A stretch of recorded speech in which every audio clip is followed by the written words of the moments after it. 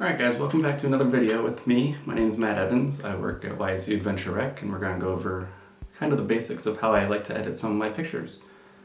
Let's see, the program that I like to use is called Lightroom. It's made by Adobe. I pay a $9.99 fee every month to use it, and it includes Lightroom and Photoshop, and it has everything that I need to get the pictures to look the way that I want to get them to look. There's a lot of free options out there too, but this one is the easiest to use. I like it because there's a lot of tutorials on YouTube. If I don't know how to do something, I can look it up real quick and it makes it pretty easy. So let's get started with this first picture here. We're gonna take a look at this bridge one right here. This one was taken in Mill Creek Park. Then we're just gonna do the basic edit that I like to do on my pictures. Nothing crazy, no colors everywhere, just some basics. So I like to straighten it out to begin with. So I use this tool over here to crop and straighten. I usually hit the auto button to see if it'll automatically straighten it up for me. It looked like it was pretty straight already, so I'll go with that. That looks good. Next, I'll hit W here, and that'll open up the white balance so that we'll pick. We want to look for something that is pretty neutral in color, so something close to a gray. And let's see, so as you can see here, the numbers, the red is 37.5, green is 38, and blue is 39.2. That's pretty close. That's a pretty neutral color. So I'll go ahead and click that, and it automatically will adjust the tint and temperature for me. So now it's pretty balanced. Next, the way I like to edit my pictures, I'll hit J to turn on the clipping indicators, which you can see back here. It highlighted this blue area that's where the shadows are, the underexposed area of the picture. Personally, I like to bring the highlights down pretty far in my pictures, and the shadows I like to bring up pretty much all the way. I don't like to go all the way, but I like to go pretty close. So I'm good with that right there. Then with the whites, now if you had something that was blown out way too bright, it would highlight it in red like this. You don't want to have any red in your picture, especially if you're printing it, because that just makes the print not look too good. So this one at 0 here, there was no red to worry about, but I usually bring it down a little bit. Then the blacks, it's okay to have some blue highlighted, some shadow highlighted in your picture. I actually like to back it up a little bit more to bring out more of the blacks like we have here, and then you can see there's a little bit over here too. The next thing I like to do, I come down here to the lens correction place, and I'll click remove chromatic aberration, and I'll click enable profile corrections, and it automatically selected the camera and the lens that I used, and that just takes away all the abnormalities that the lens creates in a picture automatically. It just straightens it out, flattens it out if there's any distortion in the picture from the lens or the camera itself. Let's see, then you can turn off you can hit J again on your keyboard if you're using Lightroom to turn off that blue and red clipping indicator. And that's a basic edit for me. Right here, if you hit the backslash, it'll show you before and after right there, before and after again. Or if you hit Y, you can see it side by side. So my basic edits, I don't do a whole lot. I just like to bring out the detail in the highlights and a little bit more detail in the shadows, and that's about it for a basic edit for me. Alright, then the next thing we're going to do, let's jump back out. You hit G to go back to the grid view of your pictures here. The next one, we're going to take a look at this road picture over here, where it's just a bench here, and you can hit D to get into the develop mode. This one, let's see, we're going to do the basic highlight and shadow adjustments again, so I'll go ahead and do that real quick. Hit W, try to find a place that's pretty neutral, that looks pretty close. It's a little bit too green though, so let's go ahead and put a little magenta into it to balance that out. It gets it close, but it doesn't do it perfect. Then let's not forget about our lens corrections down here. Just do those real quick. Then I'll hit J. Bring these highlights down pretty far. Up the shadows a little bit. And then the white, take them down a little bit again. Blacks, will increase the blacks, or actually decrease the blacks. Then let's see here, we're going to see if it'll auto straighten anything, which it did a little bit, okay. Then this one I'm going to actually crop up a little bit because I want this road to be more, I want that bench to be in that middle area a little more centered, and I want the road to follow the rule of thirds a little bit, how it kind of brings your eye in, and this bench is centered between these rectangles here. So I'm happy with that right there. Now with this one, we're going to do a little bit of split toning. We didn't do that on the other one, so it's going to go a little bit further, a step farther than what we did in the last one. So down here, you can come down to the split toning section right here, and this allows you to adjust the highlights and the shadows independently in your picture. So I'm going to go ahead and turn off the shadow or the clipping indicators again. And I like to give my highlights a warm feel. So I'm going to pick just something in there, and then I like to give a cooler feel, the blues, to my shadows. So now you can see that's really intense right here at the saturation. So you just go ahead and back it off pretty far until you get it to where you want it. So let's see here. I don't want a lot of blue in it, but I want enough that it's noticeable, and same with this yellow. About right there. I like it like that. Now you might not like this, you could play around with other colors, you could do whatever you want, you don't have to use it, it's just another option to make your pictures more stylized. And if you go ahead and hit this right here, you can see this effect applied and not applied. So this is before we put any split toning on, and then this is after. So you can see it changed the color pretty much across the entire image. And again, you can see the entire picture before and after, just like that. Alright, now we're ready to jump back into the grid view with G, and we're going to take a look at this picture of Mog Library at YSU with some flowers out front. Hit the develop button. Again, we're going to do the basic edits, straighten everything, lens corrections, but I'm going to use some different graduated filters and brush strokes to really bring out the sky.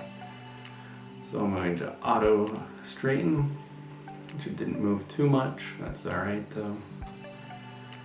Then we'll come down and put on the lens corrections. That one there, then let's see here, we'll hit W and try to find something that is pretty neutral colored. Maybe this building over here. Yeah, we'll see what it looks like. That looks good to me. Turn on, you can see here we have, the sun is very blown out because it's the sun's really bright in the image. So we can go ahead and decrease the highlights, and as you can see we already brought back some detail on the sun. You can see the rays of the sun coming through the sky. And we'll increase these shadows. You can see how it lightened up this background back here quite a bit, the building. Highlights I like to back up a little bit more, and then I like to bring in some blacks by decreasing the blacks. About like that there. Now the image can be done like this if you want the photo to be done like this, or you can go further and use some great graduated filters. This one, I'm going to drag one in from the sky. This filter is found over here on your tool menu over here. And it applies a filter or adjustments just to where the filter's at. So I drug it from the top, so it's going to apply it from the top of the image down. And I'll use exposure just as an example here, so you can see it's only affecting this top part of the picture. So you could even decrease the highlights even more if you want to try to get a little bit more detail out of it. And I'm going to decrease the temperature just on the top part of it, top part of the image here, to try to make the sky a little more blue. But you can see over here it's starting to affect the building. I don't want that. So you can come down here and turn on the range mask. And I usually go with luminance, and it'll bring up this menu. And then as you drag these handles here, you can see how it popped right there, the color off the building. It affects only certain sections of the picture depending on color. So I'll just drag this over until the building is no longer colored right there. See, there's no color in the building here based on the brightness of it, but up here in the sky, it's affecting the brighter parts of the image still, so the sky is still getting the blue effect. So I'm happy with that right there. I actually might drag this whole filter down a little bit, just so that we try to get more of the sky over here. And then if you're done working with your graduated filter, you go ahead and hit done. If you wanted to add another one to the same image, you would click the new button, which is up here. Right here you just hit new, and you could drag another one from any of the sides that you wanted to add a new one. But I'm done with that, so I'll hit done. Then you could also use the brush tool. It does the same thing as the graduated filter that we just used, but it allows you to brush in certain areas, and you could use the bracket keys on your keyboard to make the brush bigger or smaller depending on what you're doing. So I'm just going to adjust this brush to cover the sun and click once, and that's where my filter will be applied. And I'm going to try to make the sun look a little bit more yellow than it is by just changing the temperature of it. So I'll just increase the tint and temperature, and you can see it change the color just a little bit. It has that hint of yellow, so it looks like the sun a little bit more. Then I'll go ahead and hit done down there. You could add as many filters as you want on top of an image. And let's go ahead and hit backslash to see the before. That picture, the sun was completely blown out. And after, right there, you can see more detail on the shadows and the highlights. We'll go ahead and hit Y. And there's the before and after of that picture right there. All right, and we're gonna go back to grid view, and we will select this table picture down here. That's gonna be the next one we work on.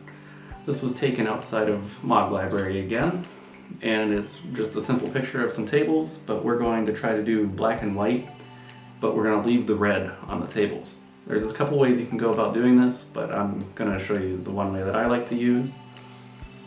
So I'm not going to do the basic adjustments for this since we're going to do black and white. We can worry about those after we get it mostly converted to black and white. But I will apply the lens corrections first, just to get everything straightened up nice. So it automatically selects everything. If it doesn't automatically select everything, you could go ahead and hit these arrows and search through all the lenses that are supported. But it's nice if you have a newer camera, it just automatically finds everything for you. Then I will straighten up everything again, try to hit auto, which should straighten it up pretty nice. Now this one I might try to get, no, I want to go the other way, so we're going to bring this corner up like that, a little bit. Like that, there we go. Now if you come down here to the color or the hue, saturation, and luminance panel, you could manipulate each color individually. So that's how we're gonna try to get rid of all the colors except for reds. So I'm just gonna turn the saturation down on all of these colors here. You have to be careful though, because sometimes red is made up of several other colors that you don't even notice until you take them out. So you'll just have to be careful with what you're doing here. So I'm just gonna decrease all of the saturation on all of these to 0. And maybe add in a little bit here or there if I need to. See, there's the red, that's everything out, but we want the red, so we're gonna leave it wherever we want it to look. But you can see how I took out all the other colors right here on this reflection. It's missing some colors here, which is probably oranges or yellows, so we can go ahead and bring these back up to see how it brought some color into that area. We can go ahead and bring that up to about there to make this look normal, but we also added some color up here then. So to fix that, I like to use the brush tool, like we talked about in the last picture. Increase the size a little bit, and I will just brush over where I don't want the oranges. So I see that oranges appeared up in this top area of the pillar, and to get rid of them, I will just decrease the saturation to that area of the image. Since it was the brush, it only applies it to where it was brushed. I'll go ahead and click done on that. Let's see here. We could do a little bit of the basic corrections now. Bring up the shadows a little bit, not too much. With black and white, it's a little bit different. I don't like to do the same adjustments to everything here. Go ahead and hit J for the clipping indicators.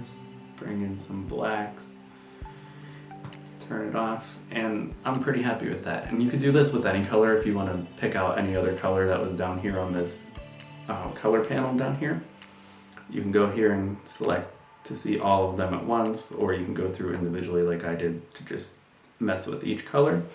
The luminance is the brightness of a color, so if we go to red, the luminance, you could darken the reds to make them a deep red or lighten them up to be a really bright kind of washed out color. Then the hue, you can pull a color to a different color, so you could make the reds more magenta, or you can make the reds more yellow, depending on what you're going for. I usually don't mess with those too much. It depends on what I'm doing in the picture. That looks about how I want the image to look though, so we can go ahead and hit backslash and see the before, and hit it again, and there you can see after. Now this one, I actually think I might add a little bit of a vignette to it. So you go down here to the effects, and you can see the post-crop vignetting, and that adds either the white or the dark edges to the pictures. Now this one, since we went black and white and it's pretty light around the edges, I might go with a little bit of a white around the edges just to make it it gives it more of like a dream effect almost. And I'm okay with that with at 5. So if you turn that off, you can see it didn't do too much, but it's enough just to see over here in the corners a little bit. Maybe go a little bit more, about a 7. Now if we go with Y, you can see the before and after, and that's all I like to do with this picture. Alright, and for the last one, let's jump back to grid view, and we're going to take a look at the bottle picture here in the middle, number 3. D for develop, and we're going to use a preset on this one. So presets are just an easy way to apply a lot of effects all at once. Effects and adjustments, it automatically does it for you. There's some included in Lightroom. You can go over here to the preset panel, right there, drop it down. Ones that are included are all up here on the top section. You can do color ones where it tries to do high contrast detail. I mean, it tells you what they are right here. Or you have a lot of black and white ones that it automatically includes for you, and you just click them and it applies everything for you. Or you can come down here, and I downloaded these specific packs. I use these dark and moody ones a lot in my pictures. I like the colors that they give.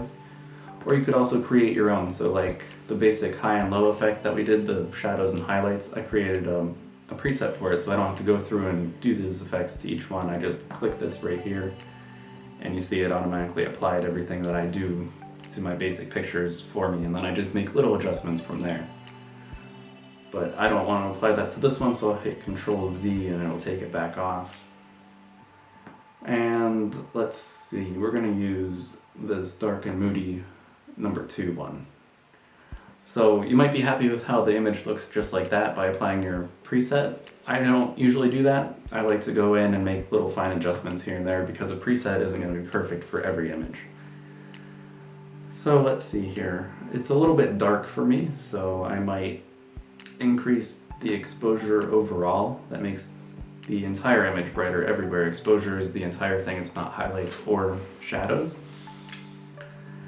Then let's see here, I might try to increase these shadows a little bit to try to get a little bit more light down here. I don't like how bright the whites are right here. I like them everywhere else except for right here, so I'm going to grab my brush tool and just paint over a little section of that glass where it's a little bit too bright for me, and then I'll just bring down the highlights in that section. I don't want to go too much and make it look too dark. Something about that right there looks good. Then I'm going to hit new because decreasing that one made this one look a little bit too bright for me. So I'm going to make another one right there and decrease it a little bit. I could have used the same brush, but I didn't know if this one was the same brightness as that one, so I'd like to make a different one so I could control them individually. So I'll go ahead and hit done there. Then up here, I don't like how bright this is, so let's go back to this tool here and bring this down a little bit, and let's actually go with the exposure down a little bit. and get some shadow up there. Alright, I'm happy with that. The white balance, the temperature looks pretty good to me. It might be a little bit cool, so if you want to increase it, make it look a little bit warmer. That's usually what I like to do. And then the tone curve, this I don't mess with a whole lot in my pictures. If I make a tone curve, I usually make it as shaped like this, something like that. That could be a whole other video going into detail about the tone curve. But usually, if you're just beginning with Lightroom, I don't mess with it a whole lot. And as you can see, this filter, or this preset, automatically adjusted all of my different colors like this for me. If we go to the all view, all the colors have been automatically applied. This different settings with this preset. Same down here with the split toning like we talked about, automatically applied all of that. It did not apply a lens correction though, so let's go ahead and throw that on and see what it looks like. Now you see how that made everything brighter? You don't have to use lens corrections if you don't want to. So if you like it better before, you can leave it like that. I like to use lens corrections more on buildings or landscapes because they have straight lines and you can tell whenever the lens is distorting your image.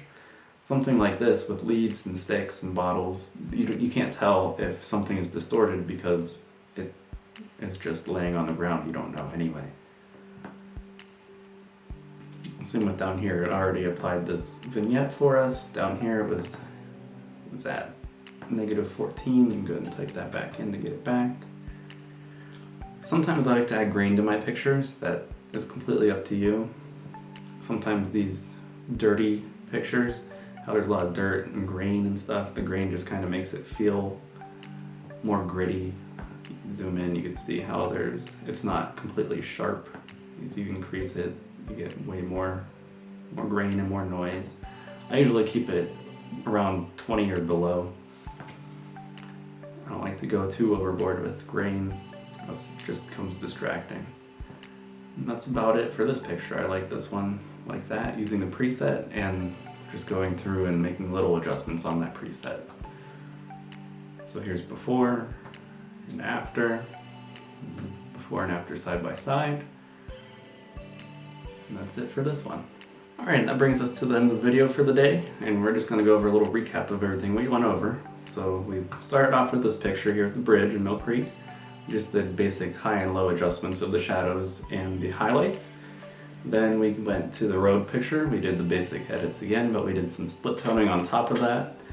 Then we came to Mod Library with the flowers, and we did the basic high and low adjustments, but we worked on some graduated filters with the brush effect and brought out some details in the highlights, especially around the sun area.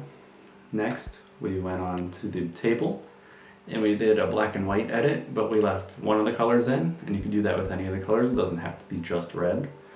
And last, we finished up with these bottles laying on the ground in the woods, and we did a preset we downloaded separately, and we just made little adjustments on top of that preset.